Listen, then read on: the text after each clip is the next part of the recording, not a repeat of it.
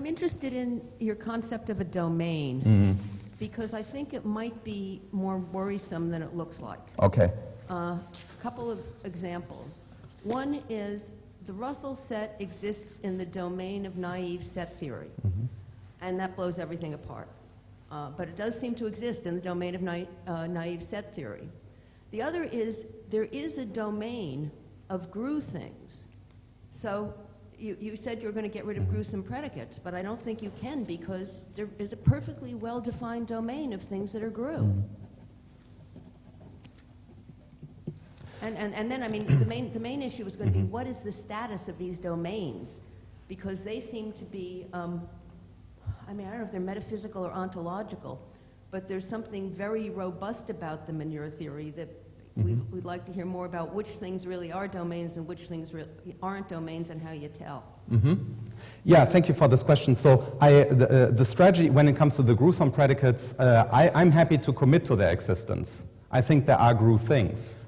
But there are GRU things in the domain of GRU things, and the confusion is not so much between the gruesome things are a different problem from, say, contradictory things, or so I will say something about this in a second. I think there are different cases. So I only wanted to say that precisely because they're worried by gruesome things and other things in different categories, that many of the ontological pluralists that I have been discussing want to think of what it is to fix a domain as of, you know, linguistic or a question of use, in order to avoid commitment to the idea that there are GRU things. And I think, given that there is doesn't mean much, that is not that doesn't cost me anything. To say that, so I didn't want to say this solves the problem of gruesome predicates. Now we get rid of them. Okay, but the question is, I mean, it's one thing to say, well, they belong to the domain of gruesome things, whatever. What else belongs to that domain? I mean, these domains are supposed to have some kind of breadth, and are they in the same domain as green things, or are they in a different domain from green things? And how do you draw the lines between the domains? Yeah, I think that, okay, I can say something about this, but I think that would be a different question. So I think there's one question, how do we know what domains there are?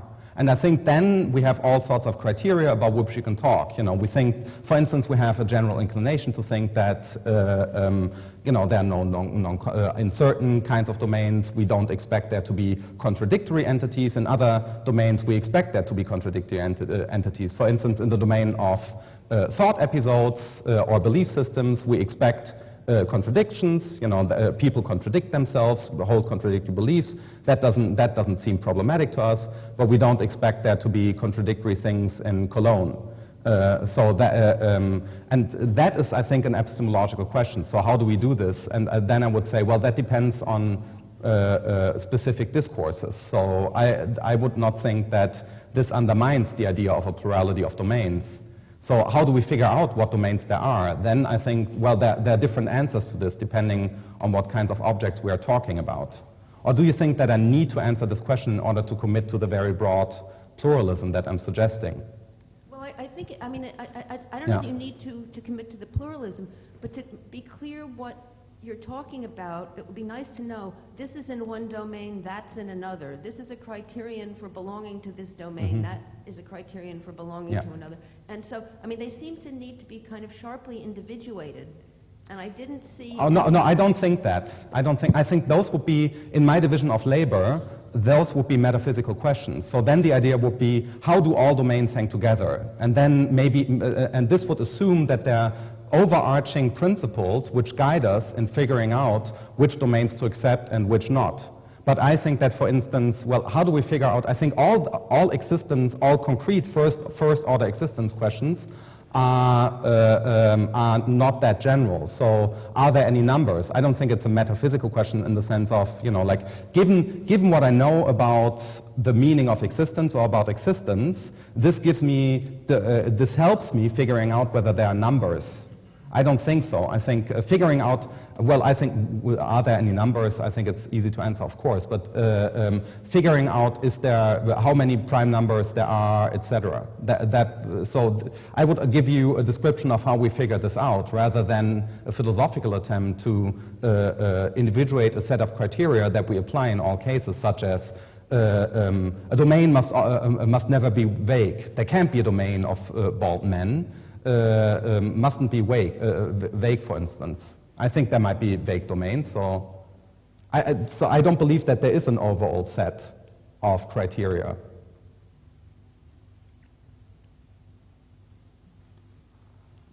Yeah, I have Alyssa, Max Körbel, and Hugh Price.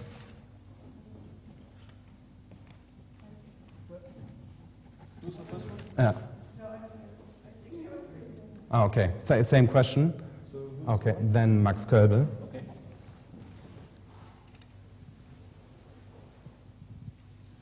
So is this on?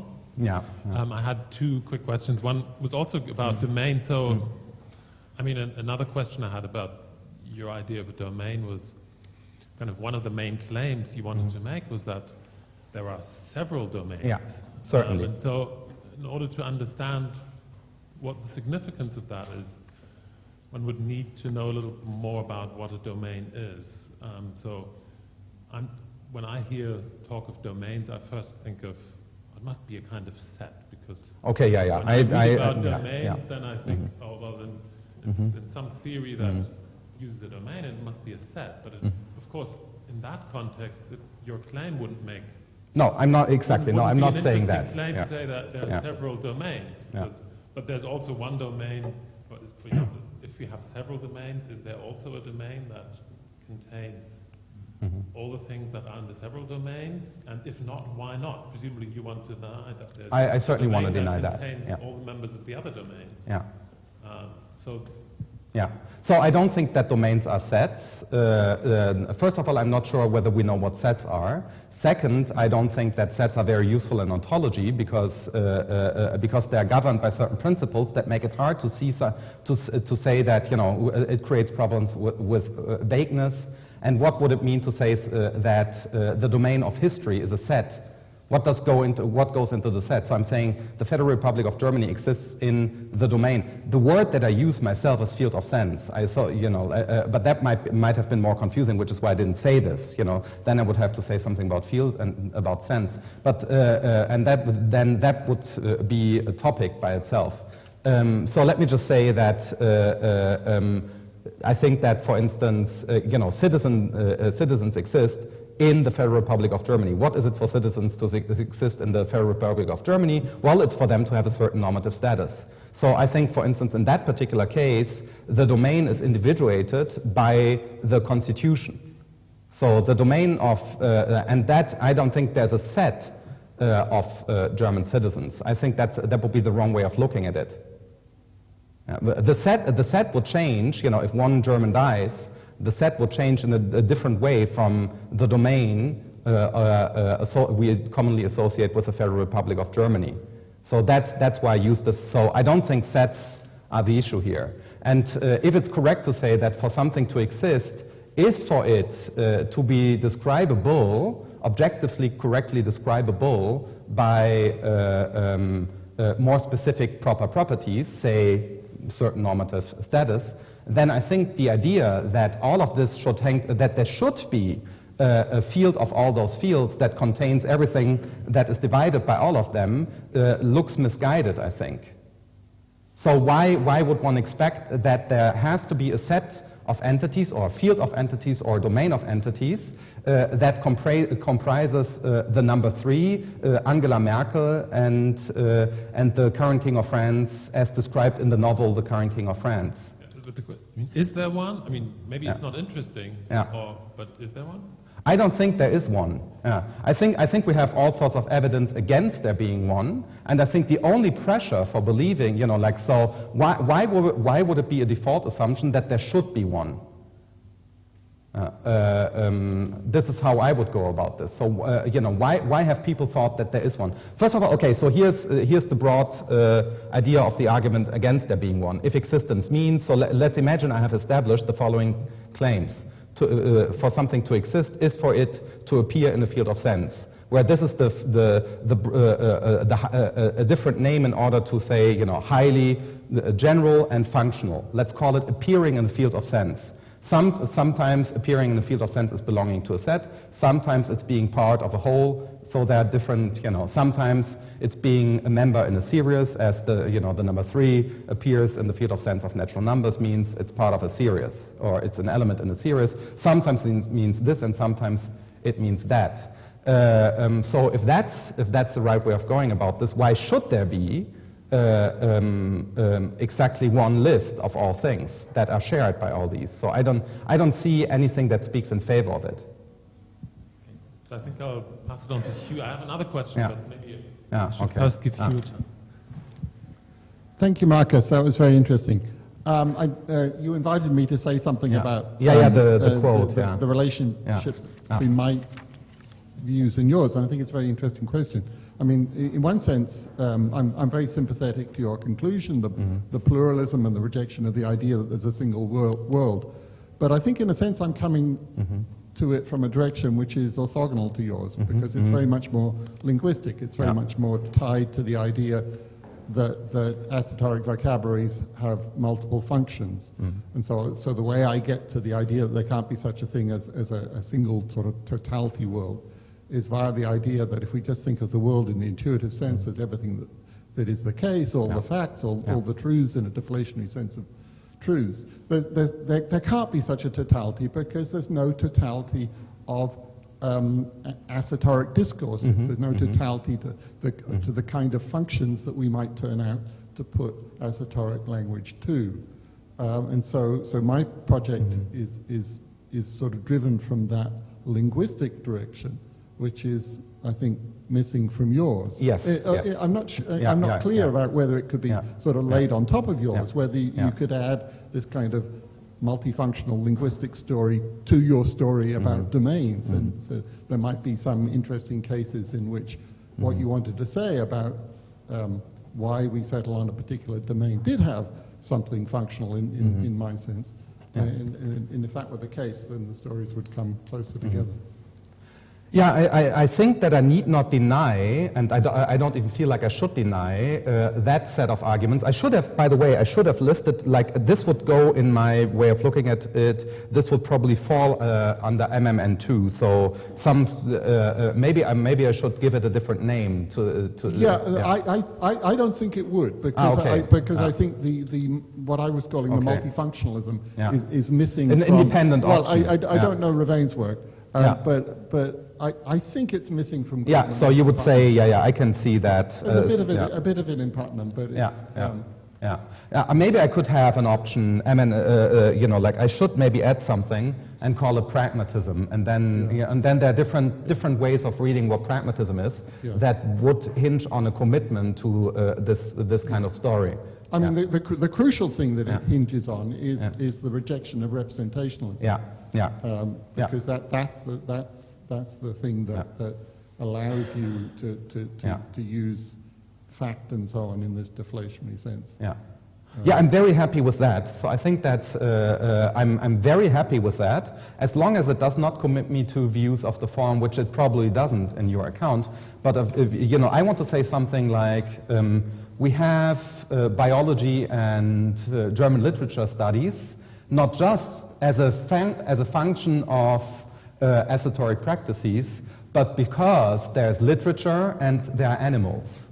This is, but that doesn't mean that those discourses represent literature and animals. Of course, I want to say those things too. Yeah, exactly. It would be there would be no. So there I agree. So as long as that is the sense of ontological realism that I'm trying to attach here, which which on this level of analysis leaves it open as like which discourses there are, etc. So a lot of this is indeed a function of discourse. And one way to explore this issue as to how the two views relate would be and via the Carnapian picture, I think, which plays such a crucial role in my way of setting things up.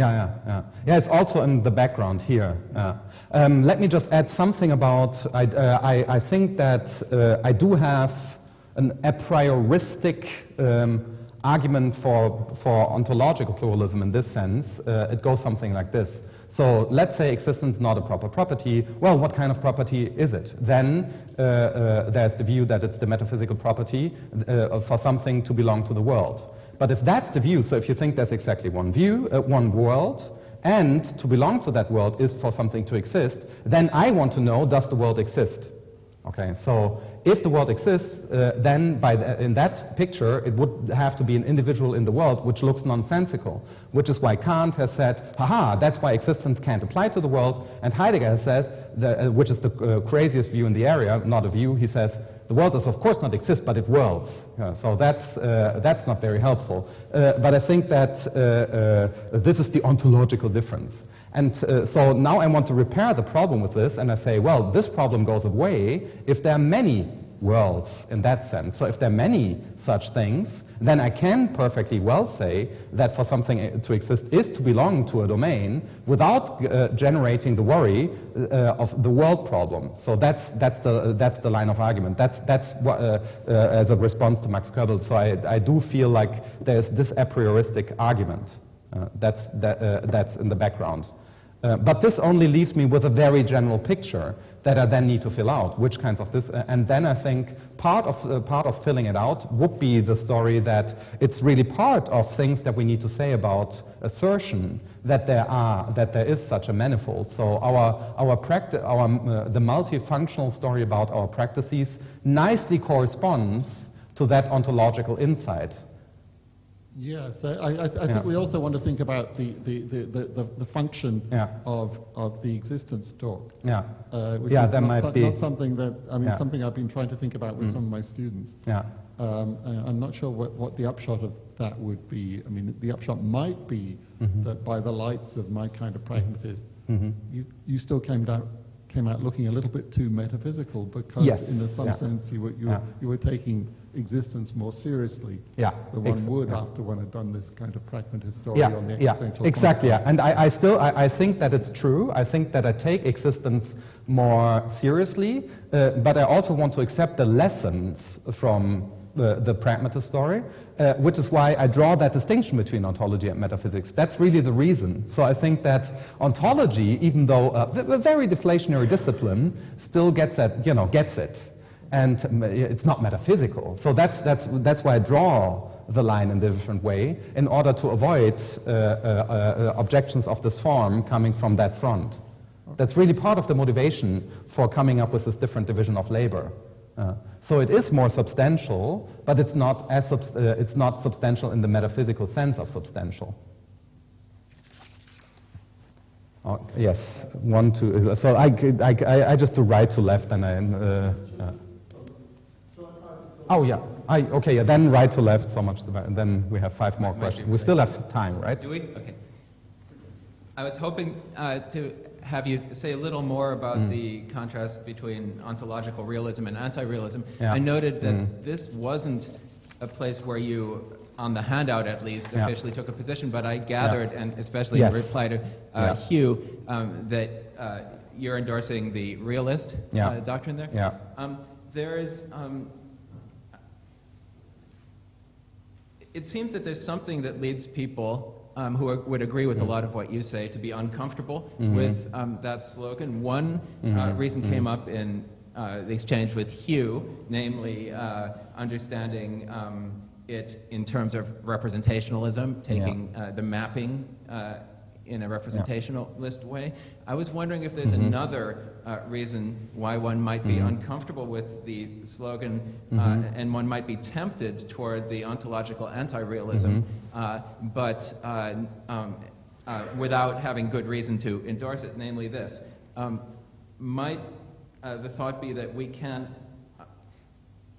even understand the claim that there are several domains of objects independently of understanding the claim that there is a plurality of languages with different functional characterizations, and that perhaps people who endorse ontological anti-realism are illicitly moving from a claim about not being able to even understand the claim that there's a plurality of domains independently of understanding a claim about a plurality of languages to a claim about there being several domains of objects because there's a plurality of languages, from which it would seem to follow that what domains of objects there are is somehow causally affected by the languages we come to speak. I wonder if you have any thoughts about that. Oh yeah, there are certainly, yes, I was committing to ontological realism, and I was not trying to ascribe ontological anti-realism to that story. So, which is why I said also that the reading of Putnam was highly contentious. I think I would be willing to go a long way when it comes to ascribing ontological anti-realism to quantifier variants, but the Putnam case is difficult to describe.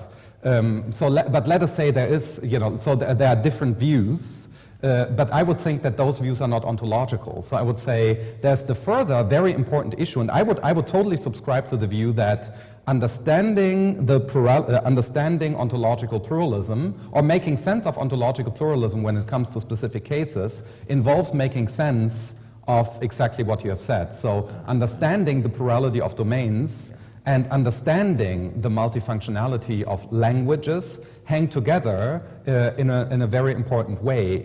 But I would try to delegate that to epistemology and then say we should be epistemological anti-realists. But now it would depend on whether epistemology is the right word there, or whether it's a semantic claim or a linguistic claim. So a lot would depend on, I think, answering these kinds of questions when we move into that area of description. So I think that there are options for being an ontological anti-realist and an ontological realism that are realist independent of that further story. Even though I buy the description, I would immediately subscribe to what you have said.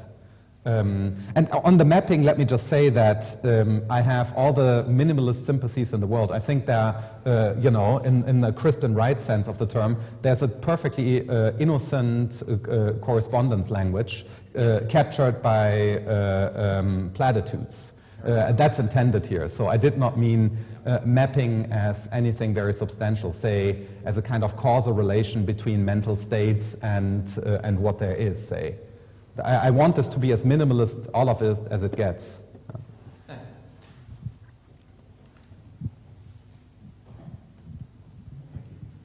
I wanted to follow up mainly on your exchange with Max, try to understand better the idea that there's no domain that includes everything that's in the other domains. Yeah. So exactly. Yeah. Or let me just to say where the accent is in the claim. Such a domain does not exist. So I don't want to try, which is Guido's business, for instance. I could also say, well, such a domain, domains, there's something important to be said about domains that sounds like important things that need to be said about sets. And then for some kind of set theoretical or generalized conditions, the problem with totality. I'm not making a case that the totality is the problem so much, it's part of the problem, but that the existence is a problem. So let me just emphasize that. So there will be different ways of arguing for the claim that there's no such domain. One would be to argue that there's a problem with quantification there, and there are restrictions in quantification. There's a set. Let me just add this. So Okay, yeah, that might make a difference to what I was wondering about.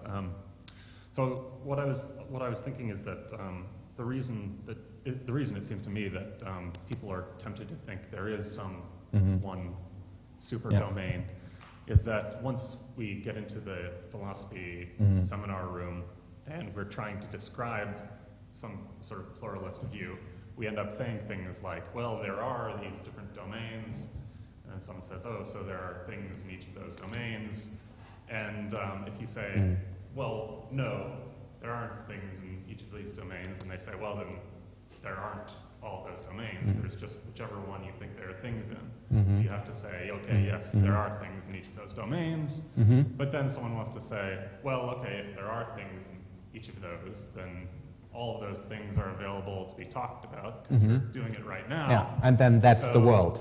Yeah. Right, so there must be this, whatever, sorry, so, when you say there are all these things, why not just take the term exists to be the term that applies to all of those things? That's what everybody has already, was doing all along. So where do you want to sort of get off the boat there in that kind of train of thought? Yeah. Well, I think that first of all, I have a problem with things. So so if you're trying to say, well, but they're things, and then it sounds like, okay, so the number 3 is a thing, the Federal Republic of Germany is a thing, bald Larry David is a thing, etc. So now there's this category of a thing which creates the field of sense of things. And I think that you see, and now is the question is, what do you mean by existence? And some of the things that you're saying sound like an implicit commitment to the idea that on this model, I mean, there are also problems with time. What about future things? But that's another difficult problem. How to whether you can complete the world. Then you have to idealize and abstract away from time too, and from change. But I leave that open. So let's say, so I have worries with the term things there. So I would probably go Putnamian on that. So another way in which I usually introduce the idea is by way of what I call the allegory of the cube. So this might be helpful. Let's see if this is even part of a response, or if I'm just if I'm just evasive. So you tell me if you think I'm evasive here. But here's the story. So imagine there are 3 cubes on a table. I call this the allegory of the cubes. It's different from the Polish logician in manifold ways. But, so blue, a red, and a white cube. And now I ask you, how many objects are there? And then you're not a philosopher and you're not worried. Of course, 3. And I expect that you have counted the cubes. And then someone else passes by, Heisenberg, and says, hey, Heisenberg, how many objects are there? N. It's a crazy number. It's like one of those physicist numbers. I said, wow, that's a huge number. And he's like, yeah, of course. I've been estimating I'm very good at this. I've been estimating the number of subatomic particles here. And whoever else comes by. And then another guy comes by and says, exactly one object. David Lynch comes by and I say, what do you mean by exactly one object? Well, it's an artistic this object is an artistic representation of the metaphysics of color in my movies. It's all about blue, white, and red, blue velvet and the American flag, or whatever. Or someone else might say, this is, of course, the French flag, just one object. So how many things are there? And I want to say that a field and the important difference, that's the difference, one of the differences between that case and the Polish logician, is that there are, someone might have counted the colors and come up with the true answer 3 too. So it's not that they all give different numbers as answers, but they give different numbers as answers under different descriptions. One is describing the colors and the other is describing the cubes. That would be the story. So I wouldn't see why there should be now something like the world. Like imagine there are only the 3 cubes, So why should there now be a totality of things, which will consist of what? The colors, the cubes, the artworks. So you wouldn't be able to say what the things are independent of the sense that individuates them. So you wouldn't have the naked things underlying this. You couldn't take them out of the field and say, well, I take that thing into the overall field. So just tell me if you think that's evasive. I don't think it is. I think that helps to some extent. Yeah.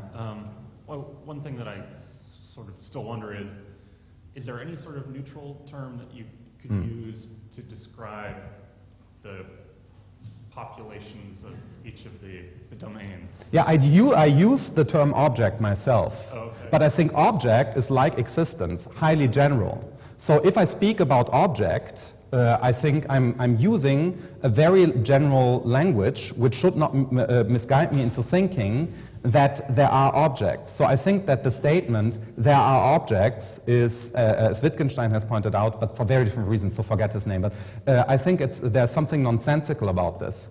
I think there's a categorical distinction between sentences like there are objects and there are tables and there are numbers. So I don't think that it's a property of tables that they are objects. You know, tables are tables, and they are also objects. So I don't think that objects fall under the concept object in the way in which they fall under the concept green, say. So I think that it's a reification of a certain strand of unifying of our vocabulary. So I can abstract away from those differences, and then I tell you what I've been doing. You know, like I've always been thinking about objects, and now it looks like there are objects. But what there is a vocabulary in which I use the term object as a function of abstraction.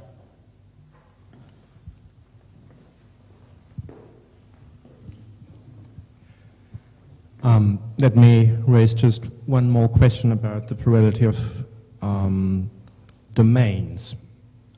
I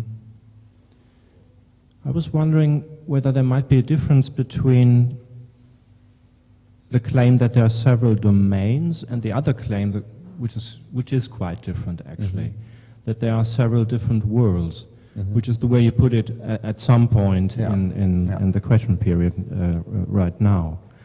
And the obvious difference would be that where we have several domains of object, there would at least be the possibility of integration into larger, broader domains. Still, there might not be one overall domain, and you could make your point in insisting that there is no overall domain due to several different reasons, different possible reasons. But then, claiming that there are several worlds of objects seems to imply that there's, well, some serious sense in which you cannot go from one of these worlds to any other of these worlds. And I'm wondering if you would like to claim anything like that, and what the argument for that would be. What would be the reason to suppose that there really exist radically different domains in the sense of worlds? The obvious response would be, well, we can talk of them. If they are so radically different, how can we ever know of them, and so on and so on. Well, I think that, I didn't want to, there's still a distinction, of course, to be drawn. This was more intuitive. This is, if we say world in the metaphysical sense, we don't intend this to be a count noun, of course. You know, like this has often been pointed out in the good old Goodman discussion. But there's of course another usage in which we say, you know, the world of a movie or the world of the Mayans and et cetera, et cetera. So, and that is fairly loosely, that is loose talk. So I want to specify that loose talk. And what's important about the world stuff is that it's an attempt to fix the meaning of existence. You know, to exist is to be part of the world.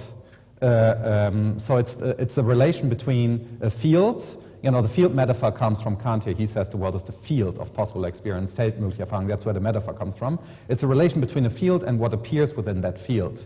And I just take that feature. The idea is not that there is I don't take the totality or the close totality feature of the world idea. Nevertheless, I'm happy to say that there are manifold senses in which worlds are radically isolated. But they, again, tend not to be metaphysical. I mean something like this. You know, what's the relation between, my wife just sent this to me as a picture, it's a unicorn, kitten, butterfly rainbow. Believe me, it's a disgusting object, it looks terrible, whatever. So it has features of it's a kitten with a rainbow drawn on it, has a horn, it's a unicorn, and it has butterfly wings.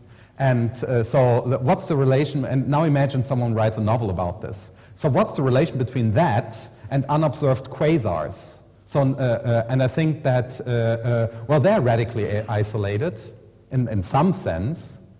They don't.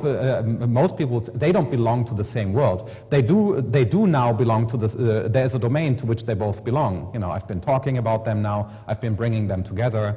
etc. So there's nothing important. I don't want to emphasize the idea of radical isolation. I could imagine all sorts of cases, like if some multiverse hypothesis is true, there might be legitimate sense to say that, well, here, fairly isolated domains, we will never figure, so it would depend on how to think about what it is for two domains to be related.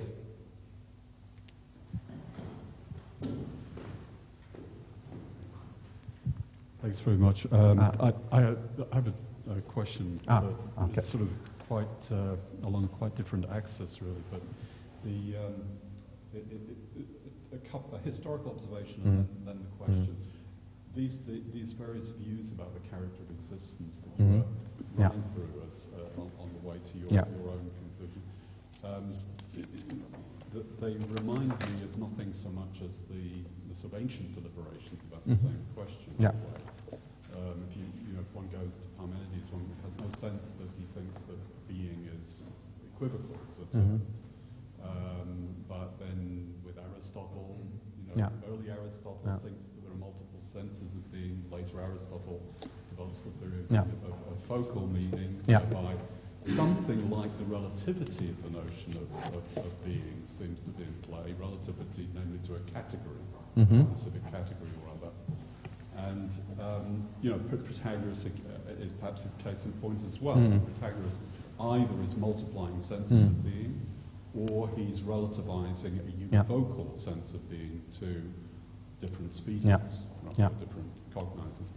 So, so that's the sort of historical observation, that you've got roughly the three main options, or families of options that you were talking about in modernity. The sort of Quine univocal view, the multiplicity of sense view from Ryle, perhaps Putnam, perhaps Hugh Price's relativizing of the notion, although I'm not sure whether that's an accurate characterization. But anyway, you've got something like those three moves in antiquity too. And my question now is really a very simple one, but one that applies to all of these cases.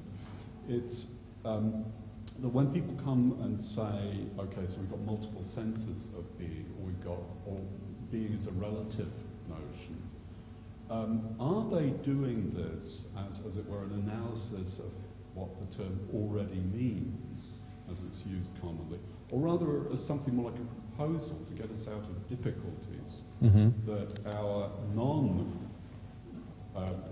equivocal or non-multivocal or non-relativized notion of being has gotten us into.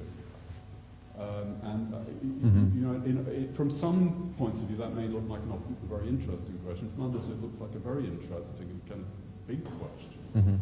And it may get different answers in different contexts as well. Here's, just to make the point a little more clear, I think often in these debates, it's assumed that if failing to give the analysis we're proposing would entail attributing to people massive self-contradiction, then that shows that they're somehow already committed to this analysis. I think that's a highly dubious view. I mean, I think, for example, it may well have been that Parmenides actually did identify us as massively self-contradicting, and that the character of these new moves, in Protagoras, for example, we're talking about this tomorrow, the character of these new moves, insofar as they eliminated the self-contradictions, or the privation self-contradictions, was not, a discovery of what the term had already meant, but a conceptual revision that made it possible to avoid self-contradictions. So that a very, very broad question. Well, I would argue that the exact view that I call ontological relativism today is missing from the ancient list. I think, because even though many of those views are indeed there, they talk about being, and another question would be whether when they say being is really translatable into our existence questions. I think it is, but some historians would try to contradict us here. So I'm happy to say that the ontological questions that we're discussing right now are exactly the same questions that the ancients were discussing, and they're exactly the same questions that Kant and the German idealists were discussing, and the exact same questions that the phenomenological tradition is discussing. That's what I think. So historians might want to argue that that's not correct. You know, there are famously the views according to which on is a confusion between the copula, between existence and identity, which is also not quite apt, etc. So there's a complicated historical background to the discussion, but I'm happy to say that they are worried about exactly the same question. What I'm just saying is, and that seems to be missing from the list, is not that being is just a relative notion, but that being is relative. And to pick up briefly that debate, that fortunately we have the relative notion of being, because being is relative. Fortunately, we're not misguided here. So the relativity that we stumble over in our account of how discourse functions is exactly the relativity that is there. Being and one are one and the same on that level. So I can say these things because we're in Germany, so sometimes you can say things like being and thought are one and the same. And so I think being and thought are one and the same, and both are plural. And Aristotle, for instance, is a pluralist. He says, of course, plurality, but then there's the focal meaning on, her, on, and he doesn't even stop there. He doesn't just say, well, there's pros hen, so there's a focal meaning. He tells you what the focal meaning is. It's God and the cosmos. So I think this is how the world got into the picture. So if you want my historical story, I think that the world has been invented in the axial age. So 6th century BC, they started inventing the world. Parmenides is the main culprit in the Western world, I think. So he said, well, look, there are all these things. They must hang together. There's exactly one big thing, the sphaira. So there's exactly one world. And then Plato accepts something like that. He just says, well, but you have to have a good account of internal differences here, and writes the Sophists and the Parmenides. And I think the tradition, you know, until Graham Priest very recently, has not given up on the one, which is why then they can go back to Parmenides. So I think that the world comes into our vocabulary via that tradition. And I think they have been wrong all the time because they were not willing to give up that commitment, running ontology and metaphysics together. And being even more German, I would say that's ontotheology. I think ontotheology is is the running together of metaphysics and ontology that starts with that tradition. And it always also comes with a God story, if you look at it. Or a mystical story, you know, a Buddhist story now. That's the lightweight Graham Priest version of it. And I think that this is what I dropped from the story, that's how I think this is. But so there are further historical questions, and I think I've responded to both your questions. So. Well, actually, I think that my question is a different one. Okay. It's rather a question that would apply as much to your theories as to any of these other theories, perhaps aside from the univocal. Namely, in what spirit, or tone of voice, as it were, is it being proposed? Is it being proposed as an analysis of what we already mean by being, reality, or whatnot, or is it being proposed as a way we ought to, a particular ought to, in order to avoid various problems we get into if we don't? I think it is what we mean by being.